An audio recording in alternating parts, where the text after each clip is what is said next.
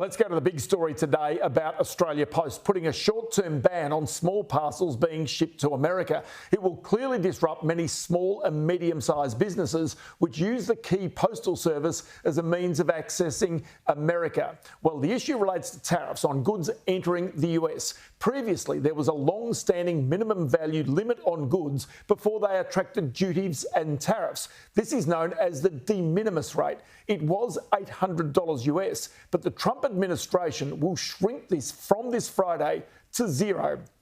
Today, AusPost Executive General Manager Gary Starr said, "We're disappointed we have had to take this action. However, due to the complex and rapidly evolving situation, a temporary partial suspension has been necessary to allow us to develop and implement a workable solution for our customers." So we wondered, how are other shippers working their way through this? Let's bring in here the Regional Vice President of FedEx in Australia, Peter Langley, who joins me now. Peter, many thanks for your time.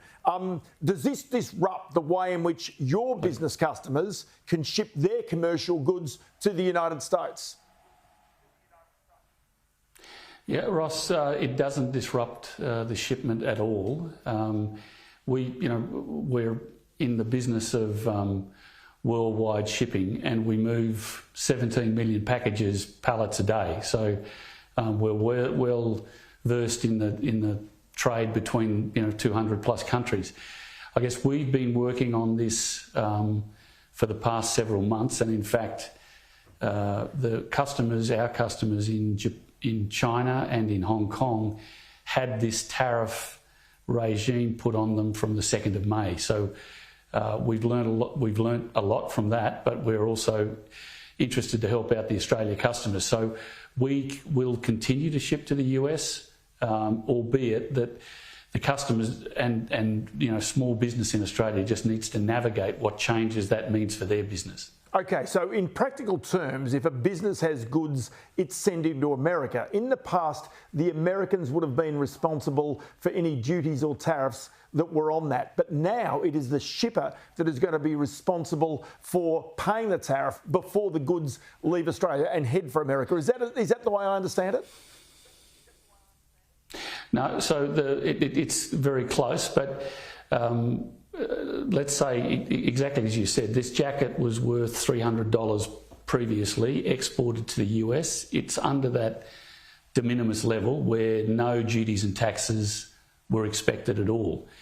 Now this jacket, because it's under 300, you've got to get the right commodity code, and that means you can't just call it a jacket. It can't be clothing. It's got to be, and if you go to the FedEx tariff hub, you'll find that it needs to be a men's jacket, 80% wool, 20% linen. That's the level of the homogenised code that it needs to, harmonised code that it needs to go down to.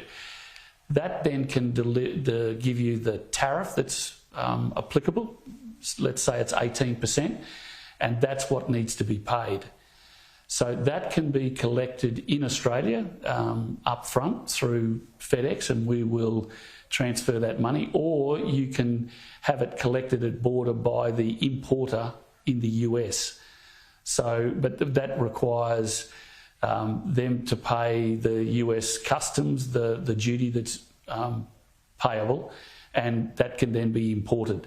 But the biggest change here is that today, everything under $800 US is exempt of any duty or tax. As of the 29th of August, that changes to be very specific by clothing, by footwear, by a bike part. All of those have got a different HS code and therefore a different tariff that's due. Okay, so then if I go to your website, say, for example, and I did today a rough calculation on your calculator, a 10 kilogram parcel going to the United States under $800, and you basically came back and quoted me, depending on whether I went fast or slow, $510 or $470, depending on the speed of that delivery. So that $470 odd, let's say, for the cost of FedEx, does that include the tariff or not include the tariff? Do I have to do that separately? You have to do that separately. So you go to the website, you can understand what that description is, the commodity, then the tariff and duty, and the calculator will give you those values, and then that has to be, so we collect that here and give that to US Customs. Yeah, right. So that's in addition to the freight charges. Yep. Yeah, I've got that. Now, one other thing, surely the complexity of all this for a lot of small enterprises trying to access that US market. It's a big market, it's an important market, and the Australian dollar is low at the moment, so they've got a competitive advantage. That's got to add complexity to a lot of businesses' lives. Yeah, and it is complex, and that's why we put a lot of effort into trying to demystify it and take the complexity out. And as you say, the lower Australian dollar means there's an advantage. The small businesses here need to work through just what duty and taxes are applicable, and then work out with their customers whether the trade continues at the same level. I'll tell you what, good to have you on the program today. Peter Langley, Regional Vice President at FedEx in Australia. Many thanks for your time.